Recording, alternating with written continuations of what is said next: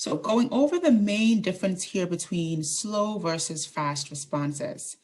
And so we're thinking about two different structures, really. We're thinking about our ionotropic receptors, which are involved in fast responses. These are going to be also acting as a channel in the membrane. And so these are one of the examples of our ligand-gated receptors.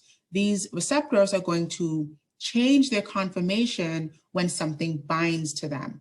And that would be our neurotransmitter. So our neurotransmitter can bind to this ionotropic receptor. And because the ionotropic receptor is also the channel, this is going to be a very immediate cellular response. We're automatically going to open up that channel. Ions are going to flow in one direction or other, mainly sodium rushing in and potassium rushing out. And because we have more sodium coming in than potassium leaving, that is going to automatically depolarize this cell. Okay, so that is why this response is so fast, so rapid, because the receptor is also a channel, and then the flux of ions can happen immediately, which can lead to membrane potential change, which will depolarize our adjacent neuron. Contrasting that to the event of slow responses. So slow responses have different structures entirely, right? We don't have ionotropic receptors here. The receptors that we see are metabotropic receptors. And these are specifically, they're also ligand gated. So we want to make that distinction. They also will be activated when something binds to them, specifically our neurotransmitter. But these are different in that they are coupled to a G protein. And being coupled to a G protein means that there are some other steps that are involved in the process before we can see the flux of ions and the membrane potential change. So the second thing that happens based upon the binding of this neurotransmitter is the activation of this G protein, usually, although we can see the inhibition in some rare instances. And then we see the dissociation of the alpha subunit. That is then going to move downstream in the membrane. It's going to activate our amplifier enzyme, and the role of our amplifier enzyme, which in this example happens to be adenylyl cyclase, but it can be other things. The general role of our amplifier enzyme is to generate second messenger, okay? And second messenger are going to go into the cell, all right? They are going to activate some type of enzyme in the cell, and that enzyme will then open or close our channel respectively, okay? The second messenger that is usually involved is cyclic AMP, and that cyclic AMP will then turn on some type of enzyme, and that will open up our channel. Now we're going to go back in later on when we get to the autonomic nervous system and fill in a lot of the specifics in terms of the amplifier enzyme, the specific second messenger, the specific activation enzyme. But for our purposes now, we just want to understand the general flow of these events, okay? So G protein, amplifier enzyme, second messenger, and then we have the flux of ions through the ion channel, okay? Any specific questions on that bit? Any questions there in terms of the general difference here? Okay. Now, the other important aspect that I want to, go over while I'm here is the events of synaptic communication. So it's really important for you to understand these events, understand what happens from the time the action potential arrives at the axon terminal, and then we see response on our adjacent cell. So what we just described before, right, just a minute ago, is how we get that cellular response, right? Everything that happens after this neurotransmitter binds to this ligand-gated receptor. So looking at what happens before that event, we can think about the pre-synaptic neuron and the action potential or the impulse here coming down the axon.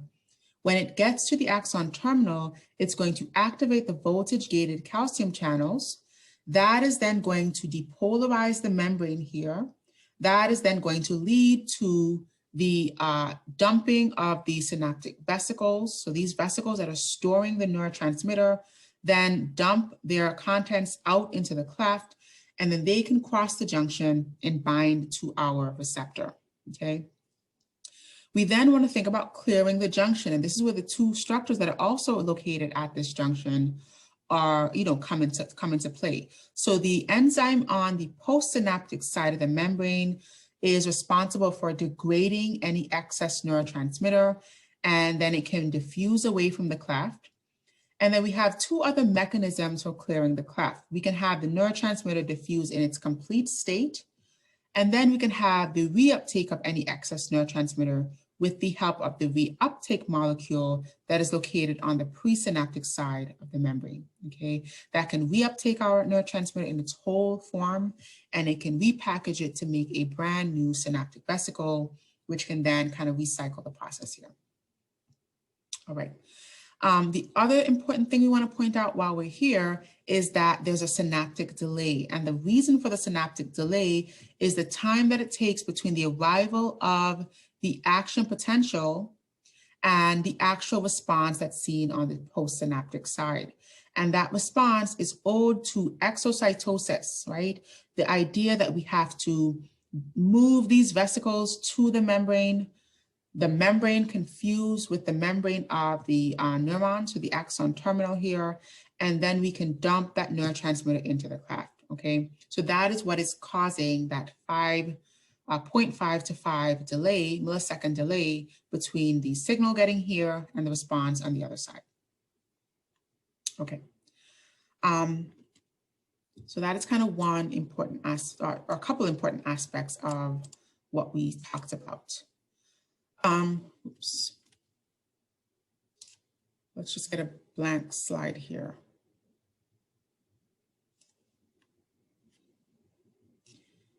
So I want to go over the difference between these postsynaptic potentials because I think a lot of students were confused, and I did get quite a few questions on that. So we'll kind of just do an overview of differentiating between those EPSPs and IPSPs. So we're thinking about postsynaptic potentials.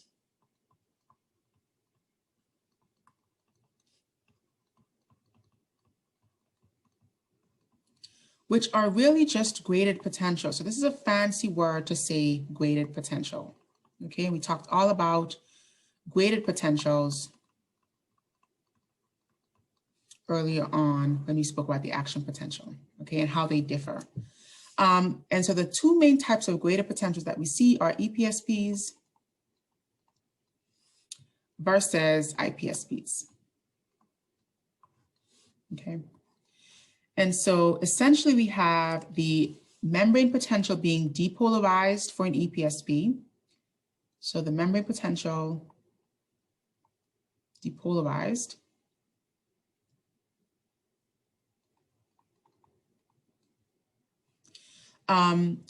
And this is basically a positive membrane potential change. Let's say that, a positive membrane potential change. Let's just abbreviate this. So a positive membrane potential change, okay?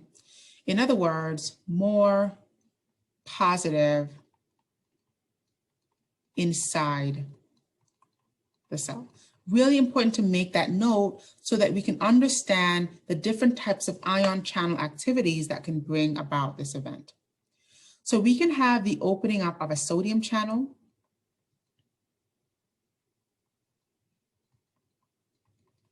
or a calcium channel that can bring about an EPSP. But we can also think about the closing of a potassium channel or a chloride channel that can bring about an EPSP, okay? So if I open up a sodium or calcium channel, positive charge rushes in, that depolarizes the membrane. If I close a potassium channel, positive charge cannot leave, okay? That would also constitute an excitatory event or depolarizing the membrane.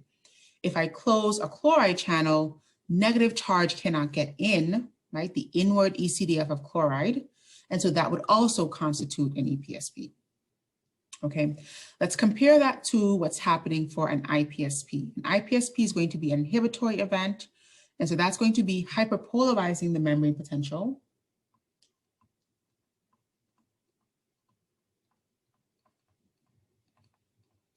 In other words, a negative membrane potential change, okay? And so we want to, again, make the note here that there's more negative charge inside the cell.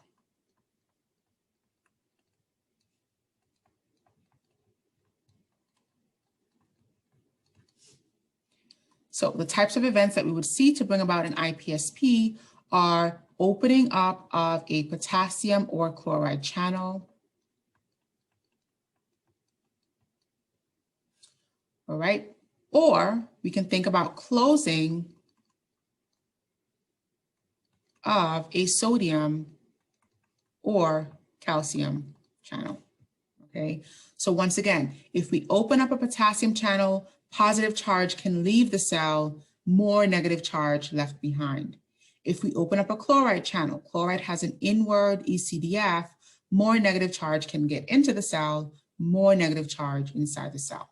If we close a sodium or calcium channel, they both have an outward ECDF. And so if we don't allow positive charge to leave the cell, that also constitutes excuse me, I said that the other way around. So if we close a sodium or calcium channel, both those ions have inward ECDF. I think I said outward. They have an inward ECDF. And so if we don't allow that inward positive charge, that constitutes a hyperpolarization or a negative membrane potential change. Okay, so just really wanted to clarify that. And I know I got a lot of confusion about that point, so I hope that was clear. The other important thing we want to kind of point out here is what's happening with neural integration. I got some questions about that as well. So let's kind of integrate that here. Or illustrate that rather here. So we have our presynaptic neuron.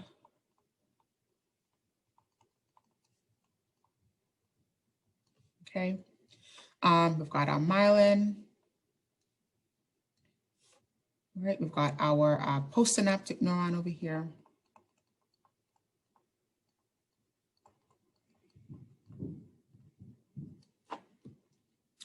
And so we're thinking about our action potential making its way down this neuron and getting to the axon terminal. So this is where all of the events of the synaptic transmission take place, okay? And so that brings about synaptic transmission.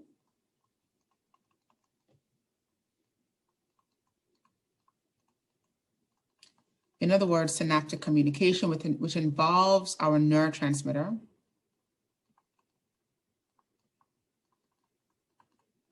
Okay, and this is where our graded potentials come into play. So I think a lot of students were struggling with kind of putting all the pieces together, but this is where we want to think about our graded potentials coming in here, depending on the types of neurotransmitter that are being released, the different neurons. So there are different neurons, although we draw just one to one, there are different signals that are coming in here. So we can have neurotransmitter that open up, let's say I open up a potassium channel. This is an IPSP, a chloride channel. This is an IPSP, but let's say here I'm opening up a sodium channel. This is an EPSP. This is an EPSP, okay? So this is where we have that integration of the different types of graded potentials coming in onto this soma. And all that information is uptaken in the dendrites and the soma here, and that information is kind of read or analyzed at the axon hillock, okay? So here's our axon hillock. And this is where all these different types of information are coming in and being read. And so this is what we mean by neural integration. So neural integration, kind of running out of space here. Let's put it over here. Neural integration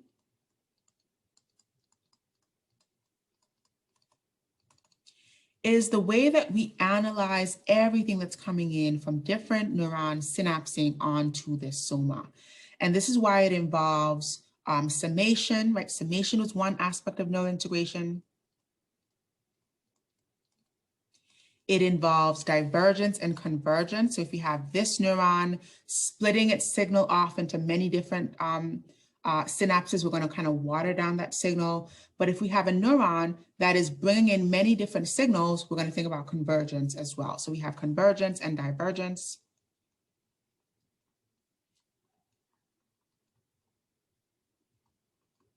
And then we also want to think about presynaptic facilitation. So that last thing that we spoke about which also involved analyzing that signal, because presynaptic facilitation would then determine how much of a signal we see on this neuron, right? So presynaptic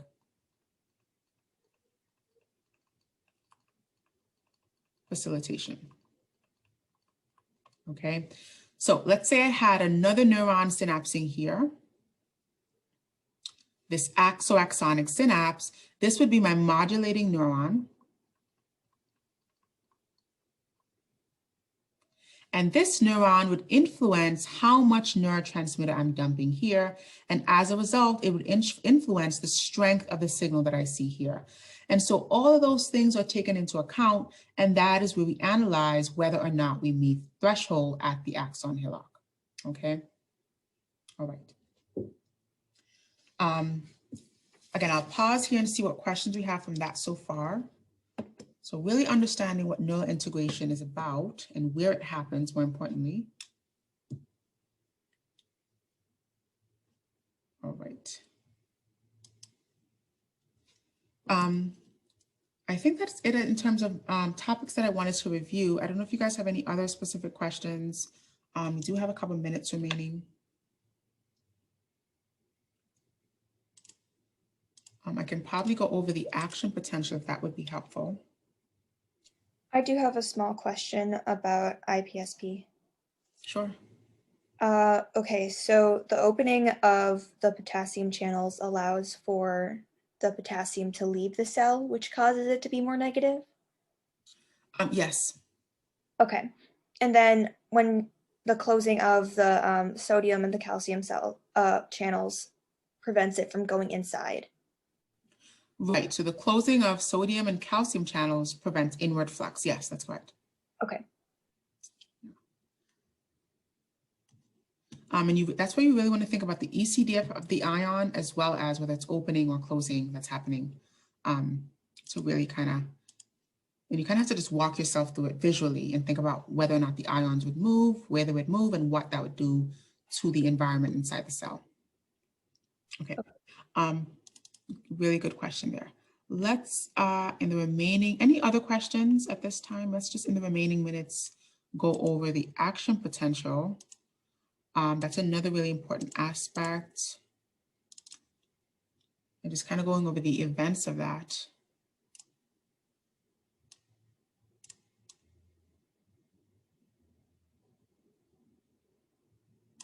Okay, so here.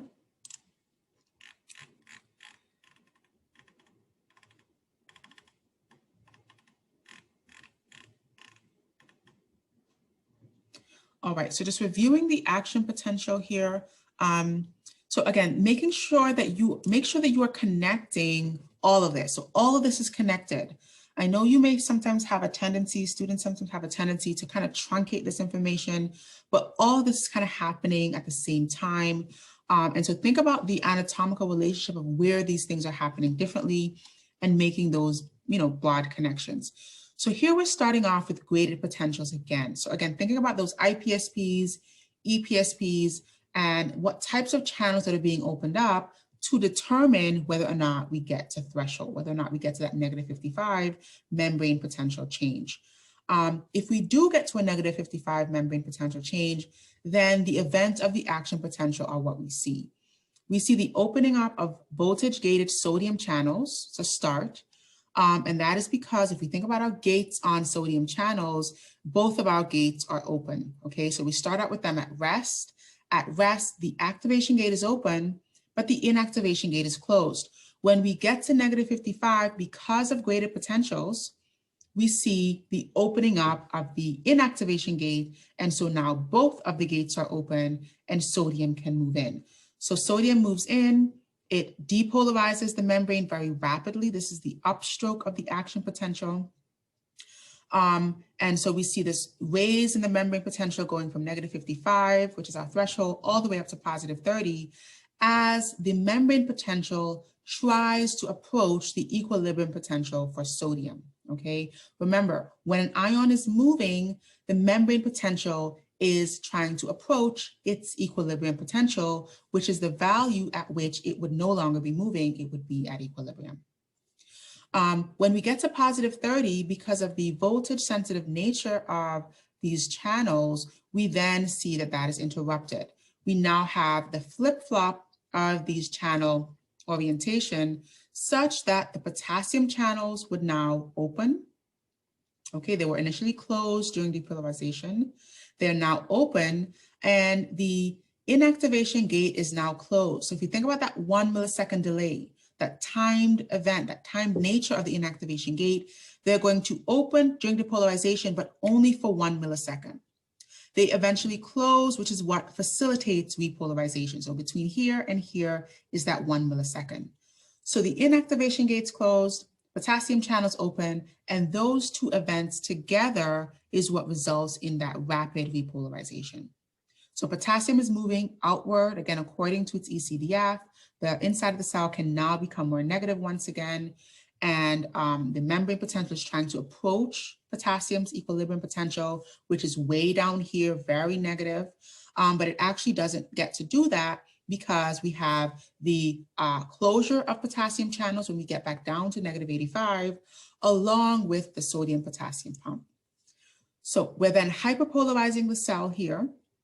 We get down to negative 85. That is interrupted because potassium channels now start closing.